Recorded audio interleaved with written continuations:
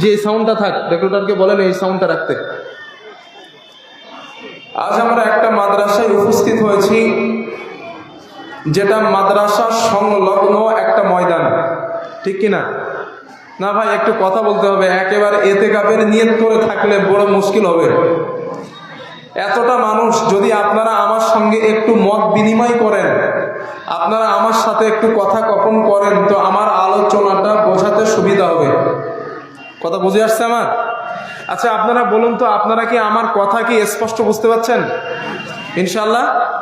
তাহলে আপনারা একটু আমাকে হেল্প করেন, কারণ আমি বক্তা, আমি একা যদি বকে যাই আর আপনারা শ্রোতা শুধু শুনতেই থাকেন, কনভিনিউশন না করেন বক্তার সঙ্গে, তো তার আলোচনা করাটা একটু কঠিন হয়ে যাবে। আর আপনারা যদি আমার সঙ্গে একটু আমার হেল্প করেন, একটু কথাবার্তা বলেন, উত্তর করেন, তাহলে আমার জন্য আলোচনাটা করা সহজ হবে। তো ইনশাআল্লাহ একটু কথা বলবো আমরা, না ইনশাআল্লাহ? মাশাআল্লাহ। তো আমরা আজ একটা মাদ্রাসা কেন্দ্রিক একটা জলসা এসেছি, তো আমি মনে করছি যে আজ মাদ্রাসা নিয়েই কথা বলি ইনশাআল্লাহ।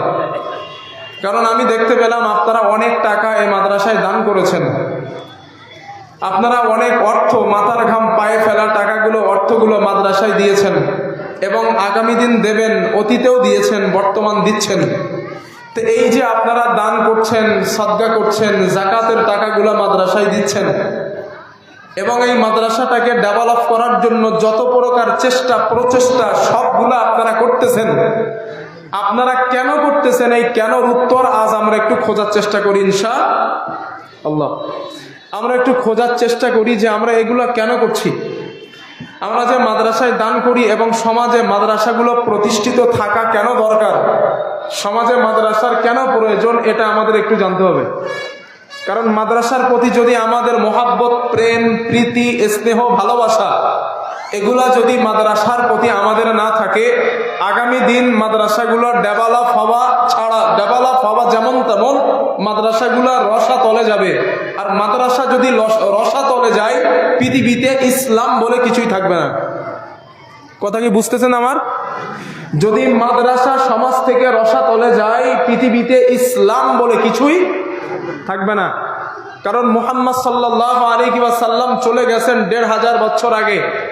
নবীজি রেখে গেলেন কিতাব আল্লাহ ওয়া সুন্নাতা রাসূলি, রসুলের কথা, মুখনিসৃত বাণী, রসুলের কাজ এবং মৌলিক সমর্থন, আর আল্লাহর দেওয়া কোরআন পৃথিবীতে নবী রেখে চলে গেলেন। এইগুলা কিয়ামত পর্যন্ত প্রতিষ্ঠিত করার দায়িত্ব হলো সমাজের আলেমদের, ঠিক না? সমাজের আলেমদের এগুলা দায়িত্ব। তো এই দায়িত্বগুলা আলেমেরা নেবে কিসের মাধ্যমে? এই মাদ্রাসার মাধ্যমে। এখানে মাদ্রাসার ওলামায়ে কেরাম আপনার বাচ্চাদেরকে কোরআনের এলেম দান করবেন, হাদিসের এলেম দান করবেন। যদি মাদ্রাসা না থাকে, এরা কিভাবে, ওলামায়ে কেরাম কিভাবে আপনার ঘরের বাচ্চার কাছে ইসলামটা পৌঁছাবে? সুতরাং ইসলাম জীবিত রাখতে গেলে, ইসলাম প্রতিষ্ঠিত রাখতে গেলে মাদ্রাসার বিকল্প কোনো রাস্তা, জোরে বলেন, নাই। তাহলে আমরা মুসলমান হিসাবে আমাদের দায়িত্ব হলো যে কোনো প্রক্রমে মাদ্রাসাকে টিকিয়ে রাখা, জীবন দিয়ে হলেও মাদ্রাসা প্রতিষ্ঠিত রাখা, ঠিক কিনা? আপনারা ফেরাউনের নাম শুনছেন?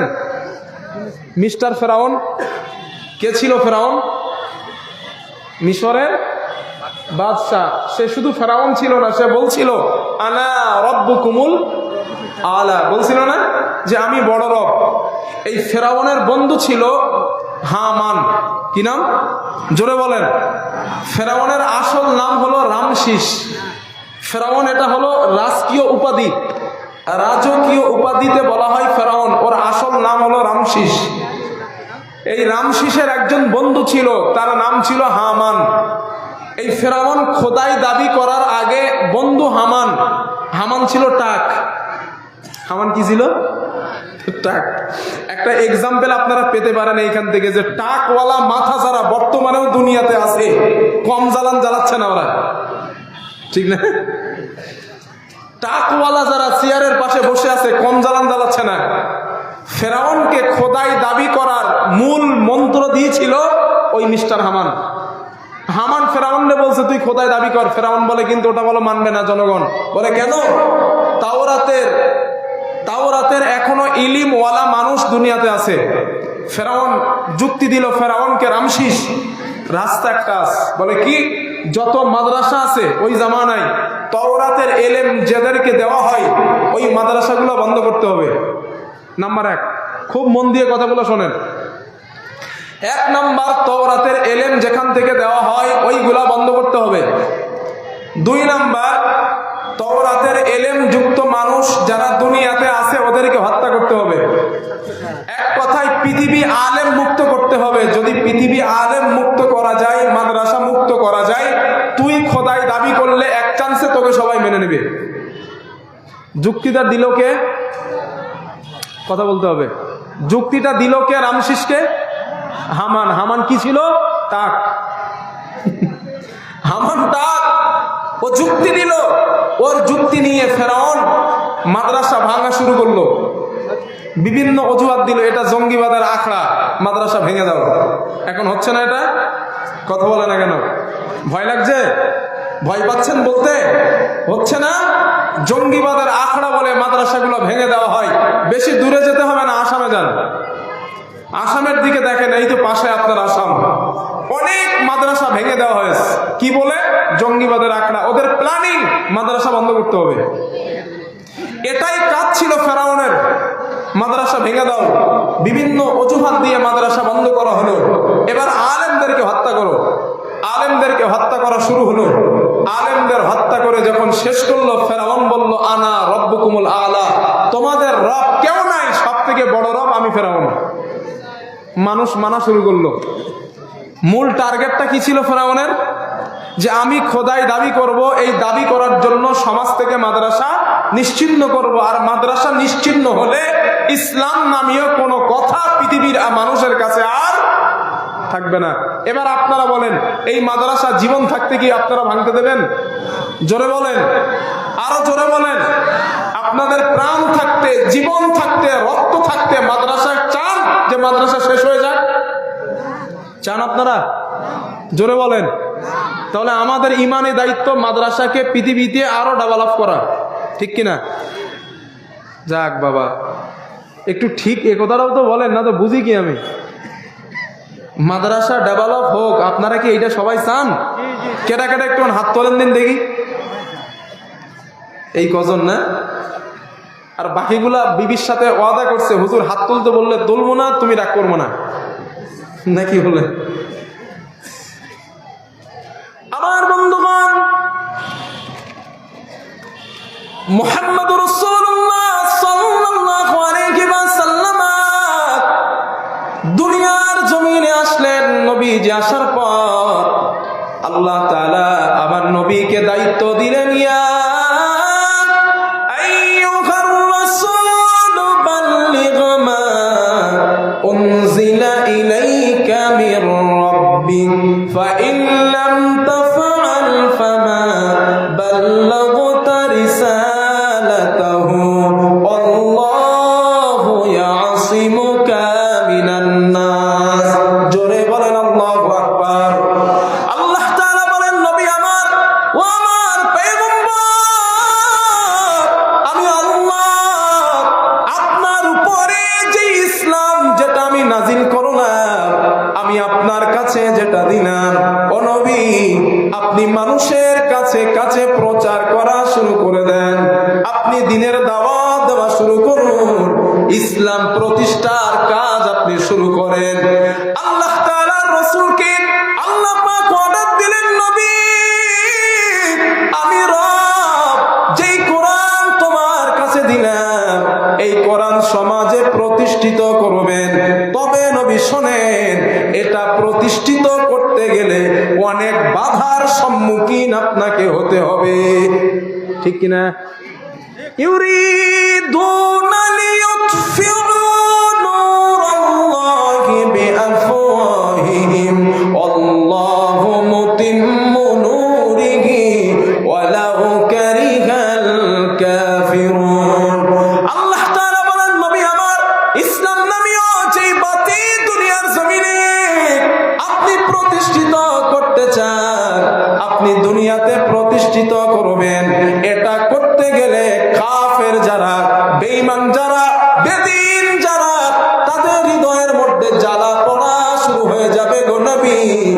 আপনি টেনশন করবেন না, কষ্ট পাবেন না।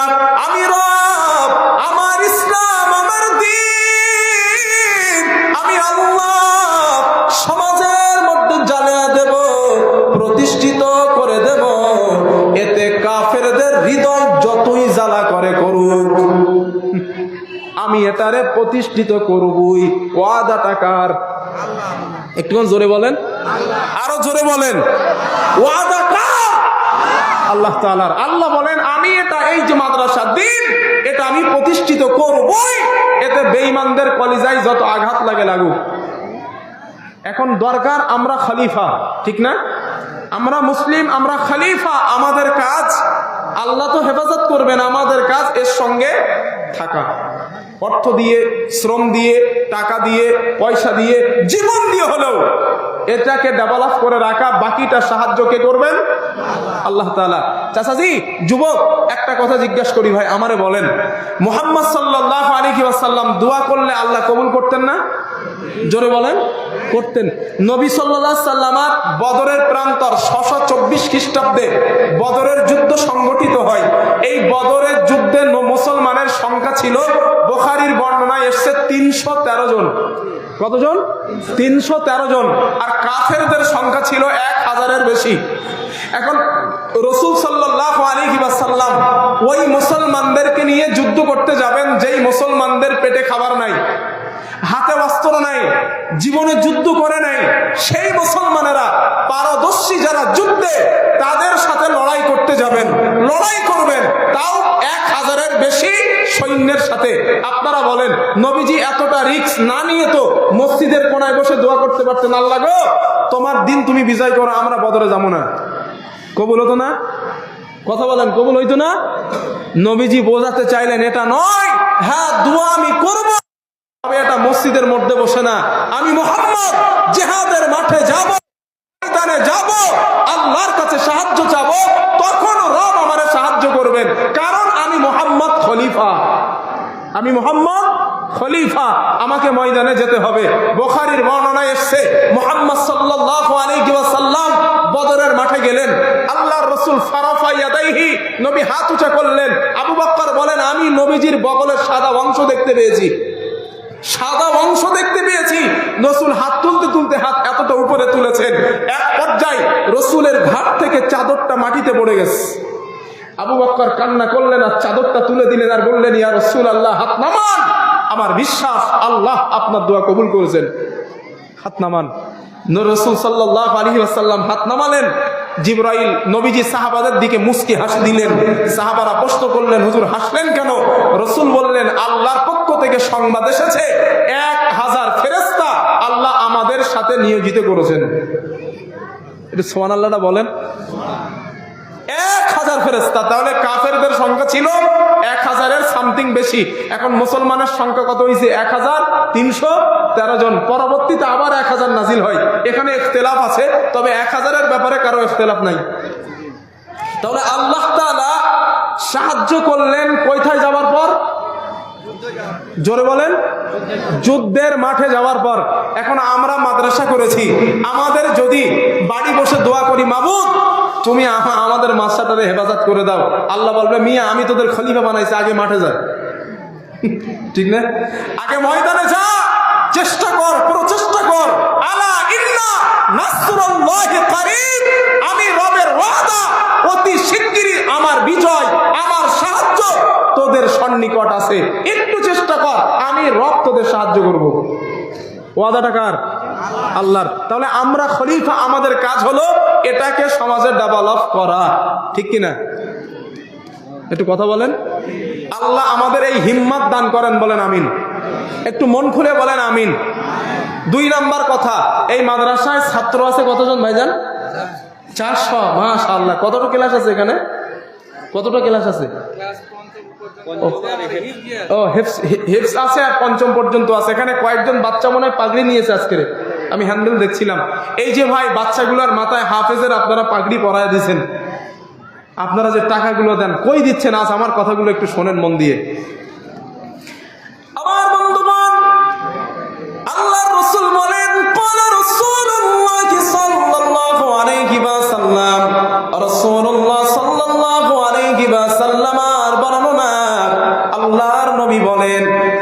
বলেন, মান ক্বরাআল কুরআনা ফাস্তাযহারাহু ফাআহাল্লা হালালাহু ওয়া হাররামা হারামাহু আদখালাহুল্লাহুল জান্নাহ।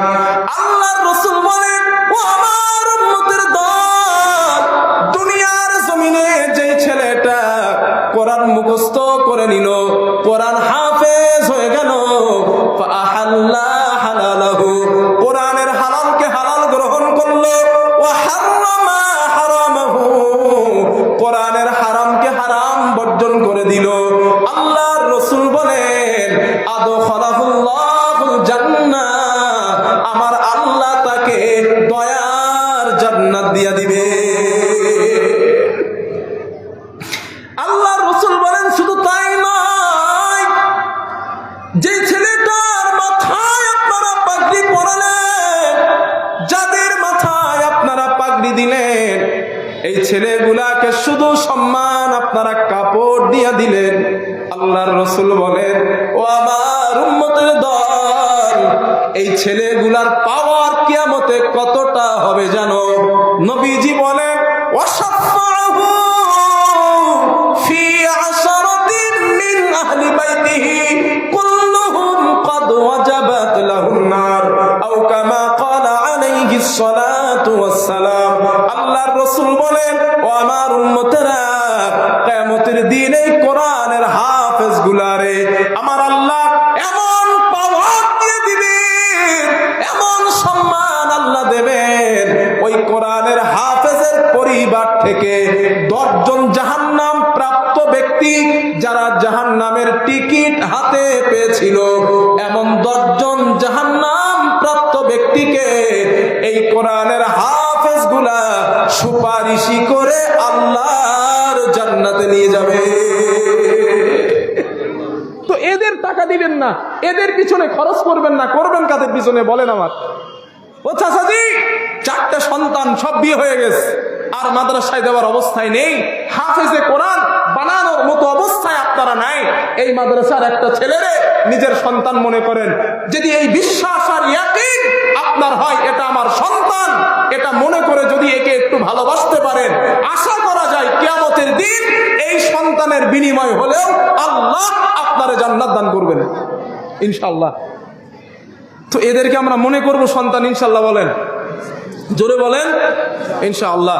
2 নাম্বার কথা, আমাদের বর্তমান পশ্চিম বাংলার মুখ্যমন্ত্রী মমতা ব্যানার্জি, ঠিক না? মমতা ব্যানার্জির একজন ভাইপো আছেন, ভাতিজা আছেন, নাম অভিষেক ব্যানার্জি, তাই তো?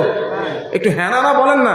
আরে রাজনীতি যে যেটা করেন করেন, আপন জায়গায় আমি রাজনীতি করি না ভাই, আমি কারোর পক্ষে বিপক্ষে বলছি না, একটা এক্সাম্পল দেবো তাই। তো এই মমতা ব্যানার্জির ভাইপো অভিষেক ব্যানার্জি, যদি আপনাদের এলাকায় কোনো বন্ধু আছে, বন্ধুর সাথে দেখা করতে আসছে, আপনারা যে যে পার্টি করেন না কেন, দেখতে তারা যাবেন না? বাড়ির পাশে আসলে কি বলেন আপনারা? যাবেন তো? দেখবেন ওনার সঙ্গে অনেক প্রশাসনিক ভাইয়েরা আছেন এবং বডিগার্ড আছেন, মাঝে মধ্যে স্যালুটও জানায়, ঠিক না? স্যালুট দেয়, স্যালুটটা কেন দিল? পশ্চিম বাংলা মুখ্যমন্ত্রী মমতা ব্যানার্জির ভাইপো, এজন্যই, ঠিক কিনা? এখন আপনাদের কাছে জিজ্ঞাসা করি, মুখ্যমন্ত্রী মমতা ব্যানার্জির ভাইপোর দাম বেশি না আল্লাহর পরিবারের লোক যারা তাদের দাম বেশি? জোরে বলেন। মুখ্যমন্ত্রীর পরিবারের লোক অভিষেক ব্যানার্জি, ওনার মর্যাদা বেশি না আল্লাহর পরিবারের লোকের মর্যাদা বেশি? এখন যদি অভিষেক আসলে দেখতে যান, তারে মহব্বত করেন, ভালোবাসেন, আল্লাহর পরিবারের মহব্বত ভালোবাসা বেশি দেওয়া উচিত না কম দেওয়া? জোরে বলেন। এখন পরিবার কারা শোনেন? আল্লাহর নবী বলেন, ক্বালা রাসূলুল্লাহি সাল্লাল্লাহু আলাইহি ওয়াসাল্লাম, রাসূলুল্লাহ সাল্লাল্লাহু আলাইহি ওয়াসাল্লামের বর্ণনা, আল্লাহর নবী বলেন, ইন্না লিল্লাহি আহলিনা মিনান নাস। আল্লাহর রাসূল বলেন, সাহাবাদের দল, দুনিয়ার মানুষের মধ্যে এমন কিছু মানুষ আছে যারা আল্লাহর পরিবার, আল্লাহর পরিবার। সাহাবারা আশ্চর্য হয়ে গেলেন, ইয়া রাসূলুল্লাহ, আল্লাহর পরিবার তারা কারা? এমন সৌভাগ্যবান কারা? আল্লাহর রাসূল বলেন, সাহাবারা, ওই মানুষগুলা পৃথিবীর আর কোন মানুষ না, আহলুল কুরআন হুম আহলুল্লাহ ওয়া ওয়ারাসাতুহু, আল্লাহর পরিবারের সদস্য হলো তারা এই মাদ্রাসায় কোরআনুল কারীম তেলাওয়াত করে যারা, এরাই আল্লাহর পরিবারের লোক। এবার আপনাদের কাছে জিজ্ঞাসা করি, আমারে বলুন, এই পরিবারের এই ছেলেগুলার আল্লাহর কাছে দাম বেশি না অভিষেক ব্যানার্জির দাম বেশি? ভয় পাচ্ছেন না? এই ছেলেগুলার দাম আল্লাহর কাছে বেশি, কারণ ওরা আল্লাহর পরিবারের সদস্য। এখন বলবেন হুজুর, এরা যে আল্লাহর পরিবারের লোক, তো ওদের তো স্যালুট টেলুট দেয় না কেউ? বলবেন তো এটা? হ্যাঁ, এদের স্যালুট দেওয়া হবে এখন না মরার পরে। দলিল কোরআন। আল্লাহ তাআলা বলেন, আলোচনা তো বোঝা যাচ্ছে না ইনশাআল্লাহ? আল্লাহ তাআলা বলেন, ওয়াসিকাল্লাযীনা তাকাউ রাব্বাহুম ইলাল জান্নাতি যুমারা হাত্তা ইযা জাউহা ওয়া ফুতিহাত আবওয়াবুহা ওয়া ক্বালা লাহুম খাযানাতুহা সালামুন আলাইকুম তিবতুম ফাদখুলুহা খালিদিন। জোরে বলেন আল্লাহু আকবার। আল্লাহ তাআলা বলেন, কিয়ামতের দিন আমি তোদের রব, আমি তোদের আল্লাহ জান্নাতীদের হাঁকাতে থাকবো। আল্লাহর পরিবার যারা, তাদের হাঁকাতে থাকবো। হাঁকাতে হাঁকাতে জান্নাতের গেটের কাছে যখন যাওয়া হবে, এই মাদ্রাসার পরিবার ছেড়ে আল্লাহর পরিবার যারা, ইমানদার মুত্তাকি যারা, জান্নাতের গেটের কাছে যখন তারা যাবে, আল্লাহ তাআলা বলেন, এই গেটের কাছে আমার জান্নাতি ফেরেশতা দারোয়ান গুলো দাঁড়ানো থাকবে। ফেরেশতা দাঁড়ানো আছে, লাল কার্পেট, সবুজ কার্পেট, জান্নাতের গালিচা বেছানো আছে। আল্লাহর পরিবারের সদস্যগুলা ওই কার্পেটের উপর দিয়া জান্নাতের গেটের কাছে যখন যাবে, ওই জান্নাতে দাঁড়ানো ফেরেশতারা বলবেন, সালামুন আলাইকুম তিবতুম ফাদখুলুহা খালিদিন। ও আল্লাহর পরিবারের সদস্যরা, ও মুত্তাকিরা, তোমাদের জন্য সালাম, তোমাদেরকে স্যালুট। যাও জান্নাতের মধ্যে প্রবেশ করো, এই জান্নাত থেকে তোমাদের আর কখনো বার হতে হবে না। লিল্লাহি তাকবীর। আল্লাহ পাক বলছেন, হ্যাঁ, আমি আমার পরিবার, আমার ইমানদার মুত্তাকি যারা, তাদেরকে আমি স্যালুটের ব্যবস্থা করব। দিবে কারা? আল্লাহর ফেরেশতারা। আপনারা বলেন, বর্তমান যে আমাদের প্রশাসনিক ভাইয়েরা আছেন, দুনিয়াবি ক্ষেত্রে ওনাদের অনেক মর্যাদা, অনেক দাম, অনেক সম্মান, কিন্তু পরকালীন ক্ষেত্রে এক নম্বরে কারা আছে? ফেরেশতারা না পুলিশরা? জোরে বলেন, ফেরেশতারা। এই ফেরেশতাদের স্যালুট আল্লাহ কাদের দেবেন? এই মুত্তাকি মাদ্রাসার তলিবুল ইলম ছাত্র ভাই যারা আছে, ঠিক না? তো এরা আল্লাহর পরিবারের লোক, এদের ভালোবাসবেন না বাসবেন কাদের? বলেন আমারে। আরে নিজের কাছে প্রশ্ন করেন না, এরা আল্লাহর পরিবারের লোক, এদের মহব্বত করবেন না, এদের ভালোবাসবেন না, তো বাসবেন কাদের আপনি? আল্লাহ বোঝার তৌফিক দেন, বলেন আমিন। জোরে বলেন আমিন। হাদিস নাম্বার 3, এই ছেলেগুলো হাসরের মাঠে দাঁড়ায় গেছে, আপনারা যে সাহায্য করেছেন না, দেখেন এর বেনিফিট কি পাবেন আপনারা। আমার বন্ধুগণ, আল্লাহর রাসূল বলেন, ক্বালা রাসূলুল্লাহ সাল্লাল্লাহু আলাইহি ওয়াসাল্লাম, রাসূলুল্লাহ সাল্লাল্লাহু আলাইহি ওয়াসাল্লাম আর বর্ণনা, আল্লাহর নবী বলেন, কিয়ামতের দিন কোরআনের হাফেজ বান্দা যারা, আল্লাহ তাআলা ওদেরকে হাজির করাবেন। ওই হাফেজ বান্দাদের সামনে আল্লাহ পাকের কোরআন হাফেজ বান্দার কাছে যাবে। কোরআন হাফেজ বান্দাকে গিয়ে বলবে, তুমি কি আমাকে চেনো? বান্দা জবাব দিবে, না না, আমি তোমারে চিনি না। আল্লাহর নবী বলেন, কোরআন হাফেজে কোরআনকে বলবে, আনা সাহিবুকাল কোরআন, আমি তোমার দুনিয়ার সাথী আল কোরআন, আমি তোমার দুনিয়ার সাথী আল কোরআন। আল্লাযী আসবাহতুকা ফিল হাওয়াজির, রমজান মাসে দিনের বেলা আমি কোরআন তোমারে খেতে দিই নাই। ও আসহারতু লাইলাতাক, রাতের বেলা তোমারে ঘুমাতে দেয় নাই। দিনের বেলা তুমি রোজা রেখেছো, রাতের বেলা কোরআন তেলাওয়াত করেছো। আল্লাহর নবী বলেন, কোরআন এই কথা বলার পর ফায়ুদ আলা রাসিহি, হাফেজে কোরআনের মাথায় আমার আল্লাহ নূরের টুপি পরায়া দিবে। শুধু নূরের টিপে দিবেন না, রাহমাতুল লিল আলামিন বলেন, কিয়ামতের দিন রব্বুল আলামিন যা হাফেজে কোরআনের ডান হাতে আল্লাহ জান্নাতের বাদশাহী দিয়া দিবেন। ওয়াল খুলদা বিয়াসারিহি, হাফেজে কোরআনের বাম হাতে আল্লাহ চিরস্থায়ী জান্নাতে বসবাসের সার্টিফিকেট দিয়া দিবেন। আল্লাহর রাসূল বলেন, হাফেজে কোরআনের গায়ে রব্বুল আলামিন জান্নাতের জামা পরায় দিবেন। হাফেজে কোরআনের গায়ে দেওয়া হবে জান্নাতের জামা। শুধু তারে দেওয়া হবে না, এই সন্তানগুলোরে যারা সন্তান মনে করত, আমি তো এর বাবা, আমি তো এর মা, আমি তো এর পরিবার, এই চিন্তা যারা করত, রাহমাতুল লিল আলামিন বলেন, কিয়ামতের দিন ওর বাবা মাকেও 2 জোড়া জান্নাতের পোশাক আল্লাহ পরায় দিবে। বাবা মার গায়ে যখন পোশাক দেওয়া হবে, বাবা মা বলবে, বিমা কুসিনা হাদিহি, এই সম্মান আমাদের কেন দেওয়া হয়েছে, এই মর্যাদা কেন দেওয়া হয়েছে?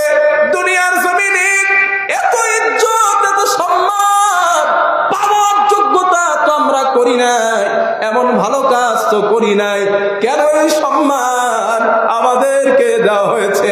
আল্লাহর পক্ষ থেকে জবাব দেওয়া হবে, লিয়াখদি ওয়ালাদিকুমুল কুরআন, তোমাদের সন্তান দুনিয়ায় কোরআন পড়ার কারণে এই সম্মান আল্লাহ তোমাদেরকে দিয়ে দিয়েছে। ও মালদা জেলার ভাইরা, ও চাচাজিরা, এই সন্তানগুলারে হাফেজে কোরআন করানোর জন্য কত টাকা দান আপনারা করেছেন, কত অর্থ দিলেন, কষ্ট করা পরিশ্রম করা টাকাগুলা মাদ্রাসার মধ্যে আপনারা দিয়ে দিয়েছেন। আপনাদের ইচ্ছা এখান থেকে যেন 2টা ছেলে কোরআনের হাফেজ হয়ে যায়, এখান থেকে ছেলেগুলা যেন আলেম হয়ে যায়। আপনারা মনে করলেন এই দানটা মনে হয় দুনিয়ায় শেষ। আল্লাহর রাসূল বলেন, না না, কিয়ামতের দিনের জাযা আমার আল্লাহ দয়ার জান্নাত দিয়া দিবে। লিল্লাহি তাকবীর। আল্লাহ পাক ওই দানের ওসিলায় আমাদের যেন জান্নাত দান, বলেন আমিন। রাসূল বলছেন মানে মিস হবে কথা? রাসূল যেহেতু বলছেন, আমরা যদি এদের সাহায্য করি, এদের ভালোবাসি, এদের সন্তান মনে করি, হতে পারে কিয়ামতের দিন এদের বদৌলতে আল্লাহ জান্নাত দেবেন। 4 নাম্বার কথা, ভাই আলোচনা বোঝাতে পারছি তো ইনশাল্লাহ? না, মাশাআল্লাহ। 5 নাম্বার কথা, এই কোরআন একটা কাগজের লিপিবদ্ধ কিতাব দুনিয়ায়, ঠিক না? কিন্তু কিয়ামতের দিন বলে এটা থাকবে না। কিয়ামতের দিন এর যে আসল রূপ, এই রূপ কিয়ামতের দিনও ধারণ করবে। এই রূপ দুনিয়াতে যেটা আছে এটা থাকবে না। এই কোরআন মানুষকে টেনে টেনে টেনে টেনে জান্নাতে নেবে। হ্যাঁ, নবীজি বলেছেন, দেখেন রাসূল কি বলেন। আল্লাহর রাসূল বলেন, ক্বালা রাসূলুল্লাহ সাল্লাল্লাহু আলাইহি ওয়াসাল্লাম, আল্লাহর রাসূল বলেন, আমার উম্মতের দল, ইকরাল কুরআনা ফাইন্নাহু ইয়াতি ইয়াউমাল কিয়ামাতি শাফিআন লিআসহাবিহি। আল্লাহর নবী বলেন, ও আমার উম্মতের দল, এই কোরআন তোমরা বেশি বেশি করে তেলাওয়াত করবা, কোরআন তোমরা বেশি বেশি করে পড়বা। আল্লাহর নবী বলেন, কেন পড়বা জানো?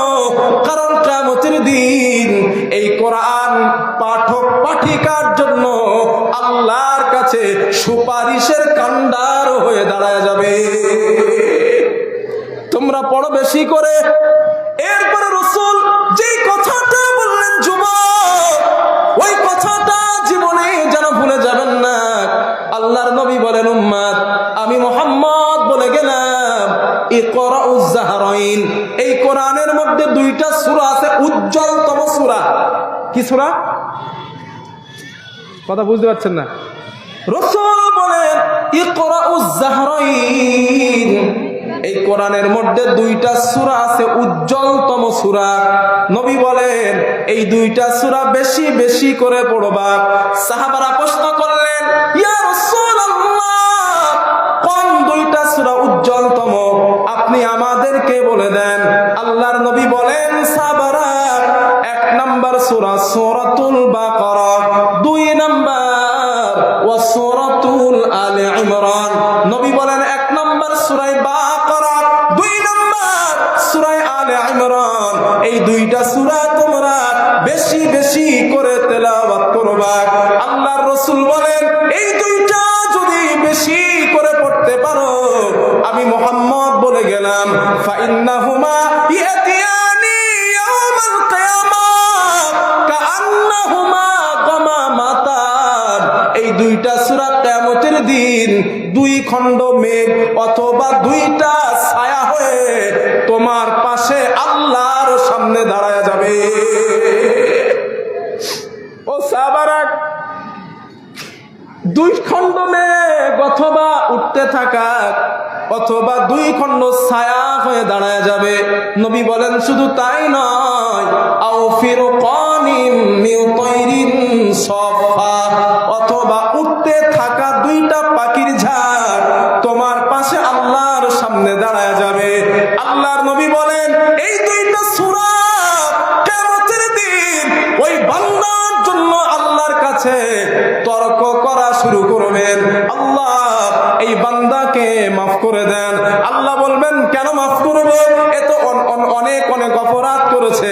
নবী বলেন এই দুইটা সূরা আল্লাহর সাথে তর্ক করবে। আল্লাহর হাবিব বলেন এক পর্যায়ে এই দুইটা সূরা ওই বান্দাকে আল্লাহর জান্নাতে পৌঁছে দিবে। পড়বো ইনশাআল্লাহ, আমরা পড়বো, কোরআন পড়বো, এই দুইটা সূরা পড়বো ইনশাআল্লাহ। এই পর্যন্ত ইনশাআল্লাহ, না চলে গেলে সুবহানাল্লাহ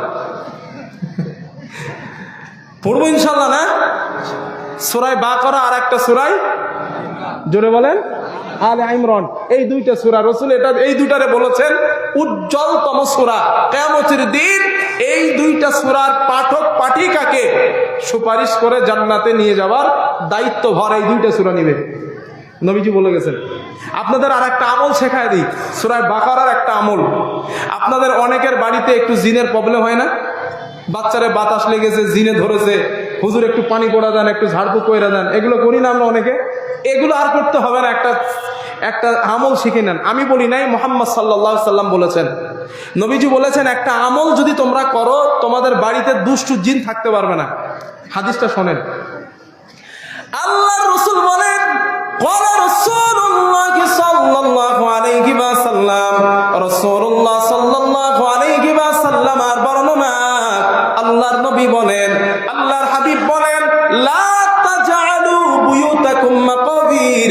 আল্লাহর নবী বলেন, আমার উম্মতের দল, তোমরা তোমাদের ঘরটাকে, বাড়িটাকে কবর বানাবা না।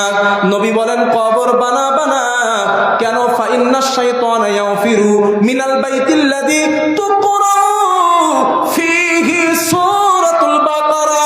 আল্লাহর রাসূল বলেন যেই ঘরের মধ্যে সকাল সন্ধ্যা সূরা বাকারা তেলাওয়াত করা হয়, ওই ঘর থেকে আমার আল্লাহ চিরতরের জন্য দুষ্টু জিন আর শয়তানকে আল্লাহ তাড়ায়া দেয়। করবো আমল ইনশাআল্লাহ, আমরা করবো ইনশাআল্লাহ।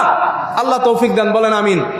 হাদিস নাম্বার 7, যদি কোরআন পড়েন, কোরআন তেলাওয়াতকারীদের সাহায্য করেন, লাভ উপকার ফজিলাত। হাদিস নাম্বার 7, আল্লাহর রাসূল বলেন, ক্বালা রাসূলুল্লাহ সাল্লাল্লাহু আলাইহি ওয়াসাল্লাম, রাসূলুল্লাহ সাল্লাল্লাহু আলাইহি ওয়াসাল্লামের বর্ণনা। আল্লাহর নবী বলেন, নবীজি বলেন, আল্লাহর রাসূল বলেন, আমার উম্মতের দল, এই কোরআনের একটা অক্ষর হরফ তোমরা তেলাওয়াত করবা। কয়টা? হ্যাঁ, এদিকে আবার নিয়ত করে বসে গেছে।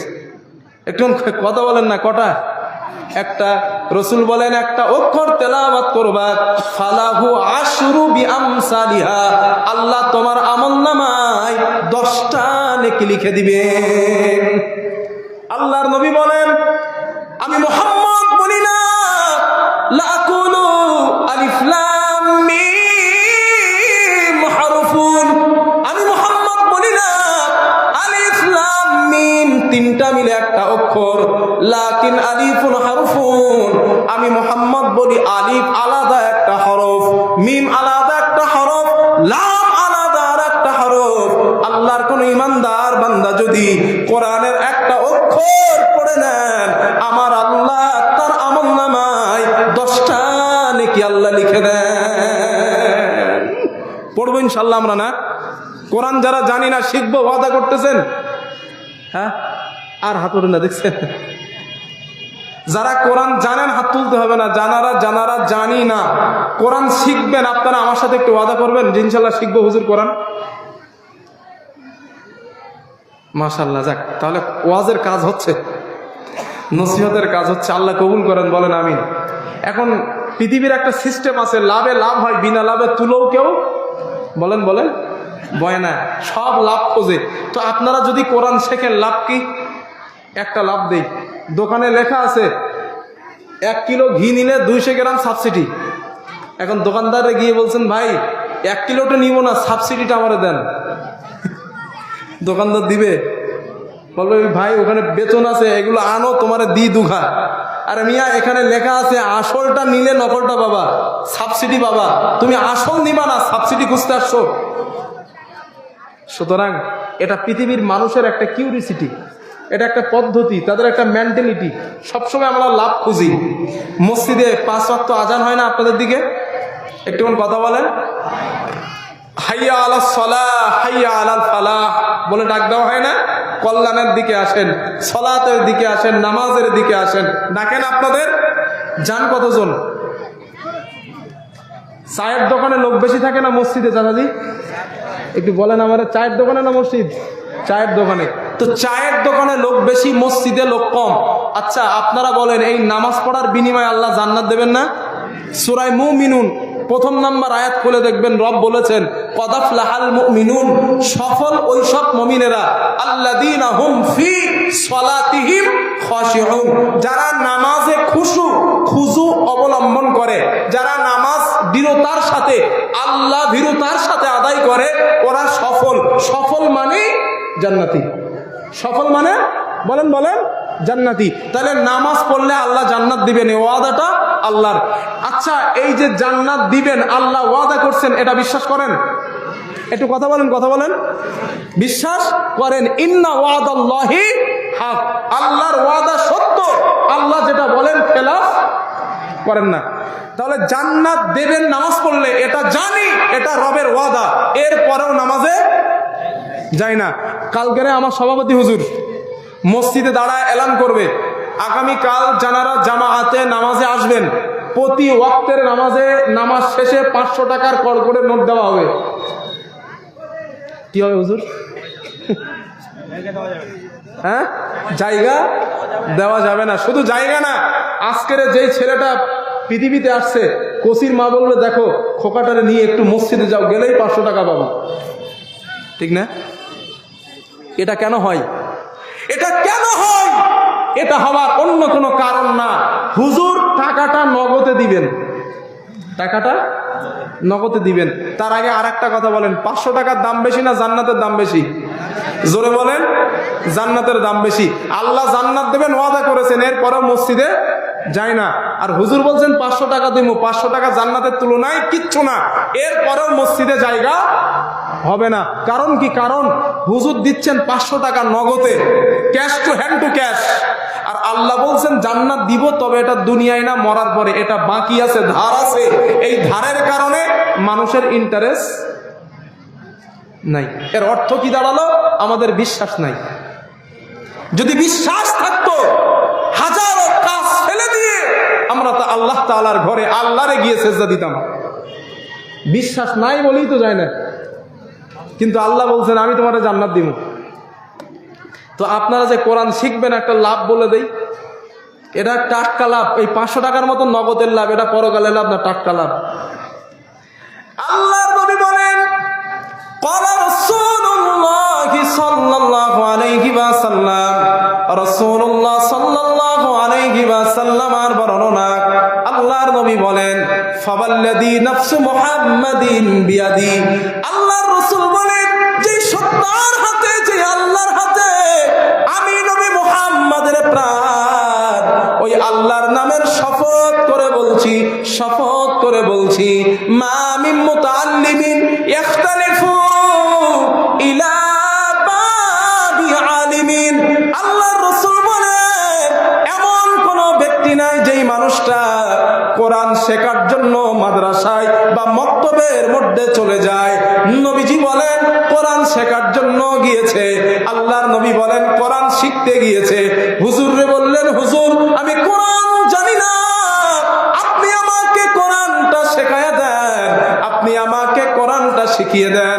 আল্লাহর রাসূল বলেন, উম্মতের দল, ইল্লা কাতাবাল্লাহু লাহু বিকুল্লি কদামিন ইবাদাতা সানাতিন, নবীজি বলেন একটা মানুষ একদিন নয়, দুই দিন নয়, একটানা 365টা দিন সারা রাত নফল নামাজ পড়েছে, সারা রাত নফল নামাজ পড়েছে, সারা দিন রোজা করেছে, ওই মানুষটার আমল নামায় যতটা সওয়াব হয়, যেই মানুষটা কোরআন শিখতে যায়, আল্লাহ তার আমল নামায় এক এক বছরের নফল ইবাদতের সওয়াব লিখে দেয়।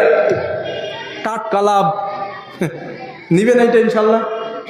এক কোরআন শিখতে গেলে এই যে ধাপ ফেলবেন আপনি, একটা কদম, নবীজি বলেন একটা কদমের বিনিময় 1 বছর নফল ইবাদতের সওয়াব। কেন যাবেন না? কিয়ামতের দিন তো সওয়াবের বিনিময় জান্নাত দেবেন, তাই না? নেকি আর গুনাহ ওজন করা হবে না? একটু জোরে বলেন না। আল্লাহ তাআলা বলেন, ওয়াল ওয়াজনু ইয়াওমাইযিনিল হক ফামান সাকুলাত মাওয়াজিনুহু ফাউলাইকা হুমুল মুফলিহুন ওয়া মান খাফফাত মাওয়াজিনুহু ফাউলাইকা আল্লাযীনা খাসিরু আনফুসাহুম বিমা কানু বিআয়াতিনা ইয়াযলিমুন। আল্লাহ তাআলা বলেন, আমি কিয়ামতের দিন মিজান দাঁড় করাবো, ওজনের পাল্লা দাঁড় করাবো। রব্বুল আলামিন বলেন, ওই কিয়ামতের দিন, মুসিবতের দিন, আমি মিজান দাঁড় করানোর পর আমি গুনাহ এবং নেকিকে ওজন করব। আল্লাহ বলেন, ওই দিন যাদের নেকির পাল্লা ভারী হয়ে যাবে, আল্লাহ বলেন, উলাইকা হুমুল মুফলিহুন, ওরাই হবে জান্নাতি, ওরাই হবে সফল। এরপরে আল্লাহ বলেন, ওই দিন যাদের ওয়া মান খাফফাত মাওয়াজিনুহু ফাউলাইকা আল্লাযীনা খাসিরু আনফুসাহুম বিমা কানু বিআয়াতিনা ইয়াযলিমুন। আল্লাহ তাআলা বলেন, ওই দিন যাদের নেকির পাল্লা হালকা হয়ে যাবে, গুনার পাল্লাটা ভারী হয়ে যাবে, আল্লাহ বলেন ওরা ক্ষতিগ্রস্ত, ওরাই হবে জাহান্নামী। এখন আপনারা বলেন, আপনাদের জীবনে, আমার জীবনে, আমাদের সবার জীবনে কিয়ামতের দিন নেকি ওজন হচ্ছে, একদিকে 50, অপর দিকে 50। একদিকে যদি 51 হয় গুনার পাল্লা ভারী, যদি সওয়াবের দিকে 51 হয় নেকির পাল্লা ভারী, ঠিক কিনা? কারণ আল্লাহর নবী বলেন, কিয়ামতের দিন একটা নেকির কারণে মানুষ পাগলের মতো দৌড়াবে। আম্মা দেখবে সন্তান আসছে, মা জননী সন্তানকে দেখে পলায়ন করবে। বাবা দেখবে আমার ছেলে আসছে, বাবা সন্তানকে দেখে হারায়া যাবে। কারণ আল্লাহ কোরআনে বলেন, ইয়াউমা ইয়াফিরুল মারউ মিন আখিহি ওয়া উম্মিহি ওয়া আবিহি ওয়া সাহিবাতিহি ওয়া বানিহি লিকুল্লি ইমরিইম মিনহুম ইয়াউমা ইদিন শাআনুন ইউগনি। জোরে বলেন আল্লাহু আকবার। আল্লাহ পাক বলেন, কিয়ামতের দিন ভাই ভাই থেকে পলায়ন করবে, বাবা মা থেকে পালিয়ে যাবে, পরিবার পরিজন থেকে পালায়া যাবে। আল্লাহ রাসূল বলেন, মা মনে করবে সন্তান যদি আমার কাছে নেকি চাই, আপনার আমলনামায় 49টা 50টা নেকি, 50টা গোনা 50টা নেকি আছে। এখন যদি একটা নেকি হয় জান্নাতি, ঠিক না? একটা নেকি হলে জান্নাতি কিনা? একটা নেকি হলে জান্নাতি। আপনি ওই বন্ধুকে খোঁজা আরম্ভ করবেন, যেই বন্ধুটা দুনিয়ার জমিনে আপনারে বন্ধু রূপে গ্রহণ করেছিল, অন্তরঙ্গ বন্ধু ছিল। এমন বন্ধু কিয়ামতের দিন আপনি খোঁজা আরম্ভ করবেন, দেখি না আমার বন্ধুটা কোথায় আছে। দুনিয়াতে ভালো বন্ধু ছিলাম, অনেক মহব্বত করতাম, আজ আমার বন্ধুটা কোথায়, এই বলে আপনি খোঁজা আরম্ভ করে দিবেন। আপনি খুঁজতে থাকবেন। আল্লাহ পাক বলেন কিয়ামতের দিন ওই অন্তরঙ্গ বন্ধুটা তোমার কোনো কাজে আসবে না। আল্লাহ কোরআনে বলেন ওয়ালা ইয়াসআলু হামীমুন হামীমা ইউবাসসিরুনহুম ইয়াওয়াদ্দুল মুজরিমু লাউ ইয়াফতাদি মিন আযাব। আল্লাহ পাক বলেন কিয়ামতের দিন অন্তরঙ্গ বন্ধু তোমার সাহায্যকারী হিসাবে তুমি পাবে না। ও যুবক, বাকি বিল্লার বানানো কথা নয়। আল্লাহ বলেন ওই দিন অন্তরঙ্গ বন্ধু কেউ পাবে না, কোন সাহায্যকারী তুমি পাবে না। জালিমদের ব্যাপারে আল্লাহর কোনো সাহায্য করা হবে না, কোনো সাহায্যকারী আগে আসবে না। আল্লাহ পাক বলেন আমার বান্দারা, সুতরাং নেকি এবং নেক ছাড়া কিয়ামতের দিন আমি আল্লাহর কাছে কাজে আসবে না। কারণ আমি এবং আপনি, আপনারা এবং আমরা যারা এখানে আছি, আমাদের ঈমান এবং নেক আমল, এটার বিনিময় হবে জান্নাত। ঠিক কিনা?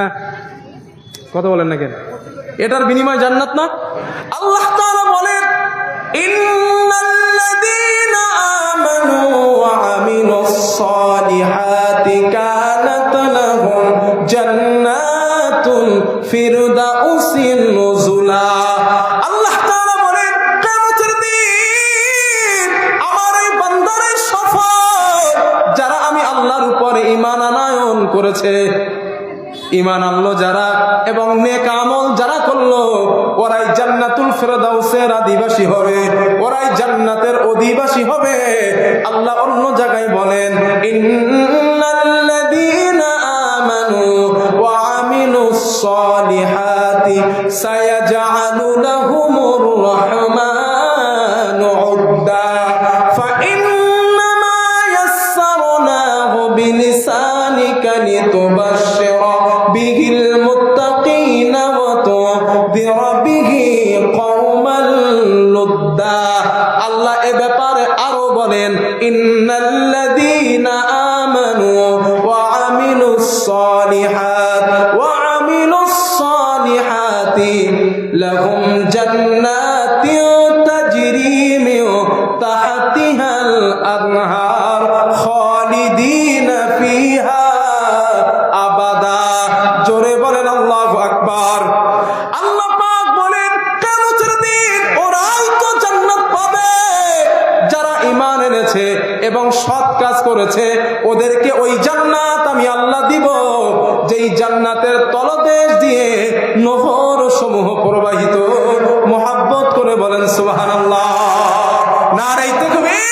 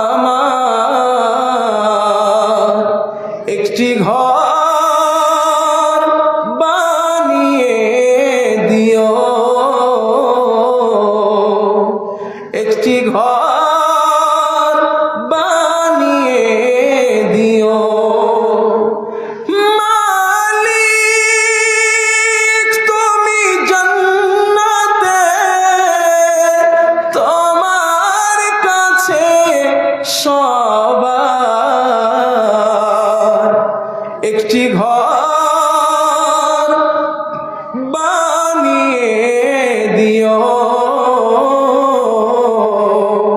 একটি ঘর বানিয়ে দিও। বলেন আল্লাহুম্মা আমিন। আল্লাহ আমাদের দোয়া কবুল করেন, বলেন আল্লাহুম্মা আমিন।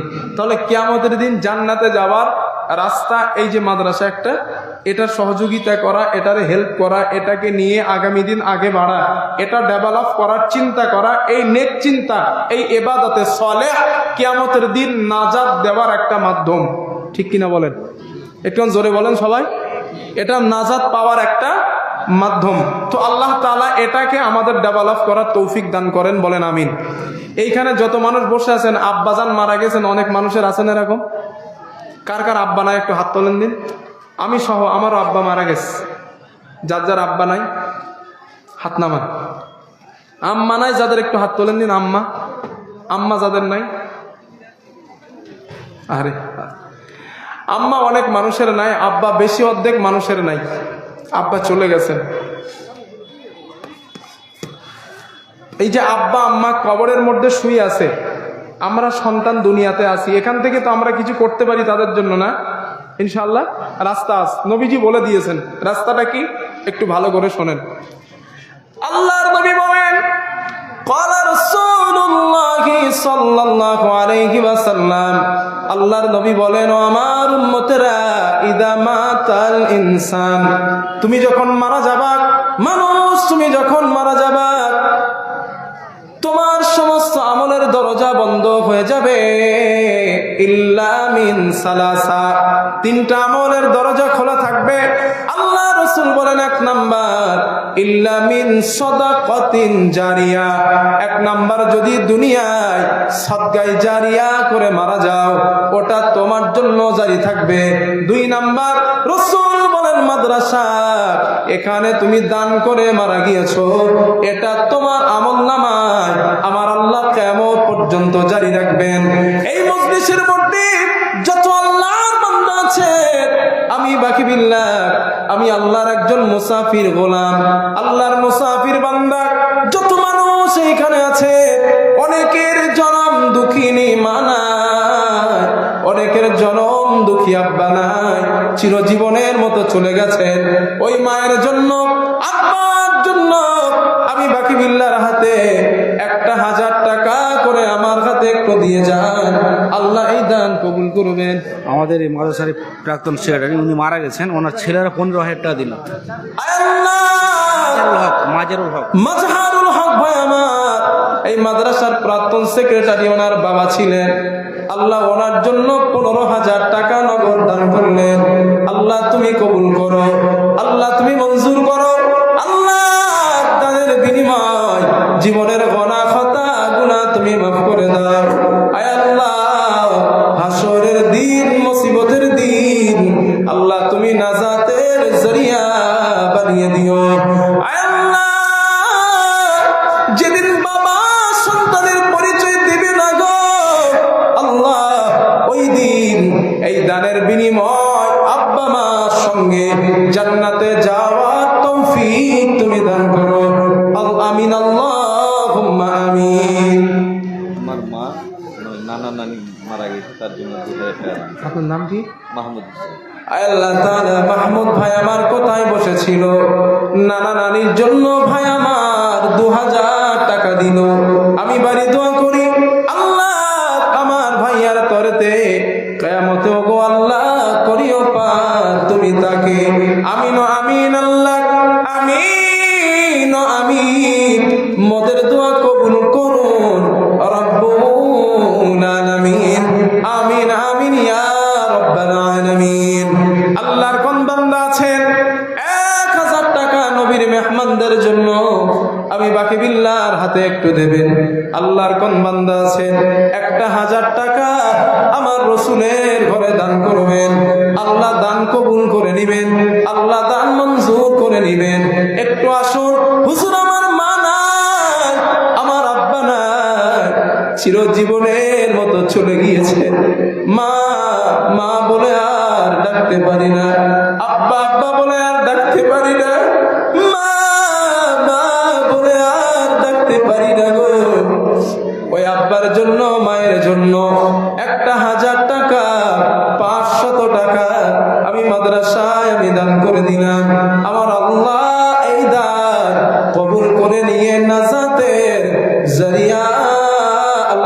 বানিয়ে দিবেন।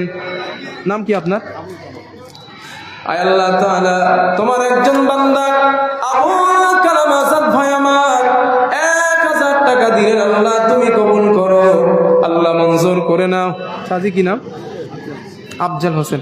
আয় আল্লাহ, আমার আফজাল হোসেন চাচাজি আমার আর একজন ভাই দিলেন 500 টাকা, আল্লাহ ওনাদের পরিবার থেকে যারা চলে গেছে আল্লাহ তাদের কবরগুলারে জান্নাতের বাগান তুমি বানিয়ে দাও আল্লাহ। মাস্টার ইব্রাহিম 5000 টাকা। আয় আল্লাহ, মাস্টার ইব্রাহিম 5000 টাকা আল্লাহ কবুল করো, আল্লাহ তুমি মঞ্জুর করে নাও, আল্লাহ দানের বিনিময় জীবনের গুনাহ খাতা তুমি মাফ করে দাও। এই মালিক, ওনার পরিবার থেকে যারা চলে গেছে আল্লাহ তাদের কবরগুলারে জান্নাতের বাগান বানিয়ে দাও, আমিন আমিন ইয়া রাব্বাল আলামিন। মাশাআল্লাহ, আল্লাহ তোমার একজন বান্দা 700 টাকা দিলেন। নাম কি ভাইজান? নাম কি আপনার? আয় আল্লাহ, তোমার একজন বান্দা বেনামি 1000 দিলেন, আর একজন 500 টাকা দিলেন, আল্লাহ তুমি কবুল করো, আল্লাহ আর একজন 500 টাকা মাবুদ তুমি কবুল করে নাও, আল্লাহ মঞ্জুর করে নাও, দানের বিনিময় নাজাতের ওসিলা তুমি বানিয়ে দাও, আমিন আমিন ইয়া রাব্বাল আলামিন। কিসমতকে ডাকেন তো, কিসমত। কিসমত ভাই কই আছেন আপনি? কিসমত ভাই, কিসমত ভাইজান কোথায় আছে? কিসমত ভাই, কিসমত ভাই আপনি কোথায় আছেন? আসুন ইনশাআল্লাহ আমার সাথে একটু দেখা করেন।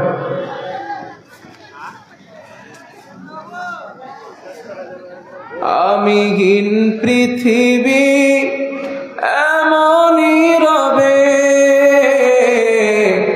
শুধু আমাকে ছেড়ে চলে যেতে হবে, আমাকে ছেড়ে চলে যেতে হবে। কি নাম? দাওয়াল ডাওয়া সিলভার ফ্যাক্টরি। দাওয়া সিলভার ফ্যাক্টরি মাদ্রাসায় 5টা কোরআন দিয়েছেন, আল্লাহ কবুল করেন, আল্লাহ মঞ্জুর করেন। আমার দাদা মানে আহমেদ হোসেন আর কাকা হচ্ছে মফিজুদ্দিন, দুইজন মিলে 10,000 টাকা এই পাশেই মাদ্রাসার পাশেই দোকান। মাশাআল্লাহ, কি নাম আরেকবার বলেন? আহমেদ হোসেন। আহমেদ হোসেন আর মফিজুল। এটা দাদা আমার। মাশাআল্লাহ, ভালো আছেন? 10,000 দুইজন ভাই মিলে 10,000 টাকা। লিল্লাহি তাকবীর, লিল্লাহি তাকবীর। আল্লাহ কবুল করো, আল্লাহ মঞ্জুর করে নাও, আল্লাহ দানের বিনিময় জীবনের গুনাহ ক্ষমা মাফ করে। ওইটা তো ভাইজান আসেন, আমি মুসাফির মানুষ, একটু মুসাফা তো করতে পারেন না?